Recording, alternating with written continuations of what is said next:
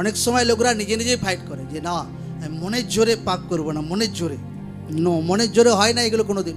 আপনাকে ঈশ্বরের উপস্থিতিতে আসতে হবে, প্রার্থনাতে যেতে হবে, বাক্য পড়তে হবে, সঙ্গতি রাখতে হবে, ঈশ্বরের কাছে অনুগ্রহ চাইতে হবে, গ্রেস চাইতে হবে।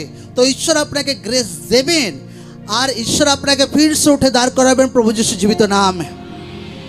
আর এমন দাঁড় করাবেন আগের থেকে 10 গুণ বেশি অভিষেক আপনার জীবনে থাকবে। Amen, amen, amen, hallelujah, hallelujah. কারণ বাইবেল যদি পড়ো, সিমসনের শক্তি তো চলে গিয়েছিল যখন সে ব্যভিচার করেছিল, সে ভুল মিস্টেক করেছিল। কিন্তু যখন সিমসন পশ্চাতাপ করেছিল, ঈশ্বর ডবল পাওয়ার তাকে ফিরিয়ে দিয়েছিল একদম। কারণ ঈশ্বর তার লোকদেরকে বহুত প্রেম করে। শয়তান আছে যে আপনার বিবেককে আপনাকে দোষী বানানোর ট্রাই করে, এটা দুষ্ট আত্মা আছে, এক ধরনের বাসনার আত্মা আছে, লালচের আত্মা আছে যে ছুঁচ হয়ে ঢোকে আর ফাল হয়ে বেরোনোর চেষ্টা করে।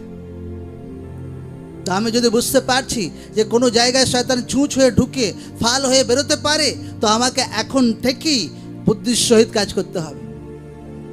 সে মোবাইলের আদত বন্ধ করতে হবে, সে আড্ডাবাজির আদত বন্ধ করতে হবে, ব্যভিচারের স্বভাব ছাড়তে হবে একদম, সেই ফেসবুক ইউটিউবে টাইম ছাড়তে হবে লোকদেরকে একদম। আমেন। লোকরা বাসনা পাপ শক্তিকে ছাড়ার জন্য রাজি? হ্যাঁ, জোর সে বলো হ্যাঁ কি না?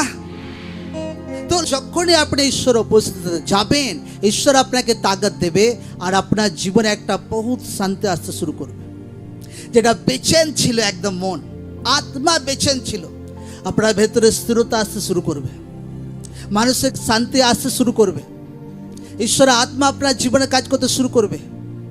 আর আপনাকে ঈশ্বর এমন ব্যক্তি যোদ্ধা বানাবে যে ভাই দুনিয়ার কোনো প্রলোভন জিততে পারবে না প্রভু যিশু জীবিত নামে। Amen, amen.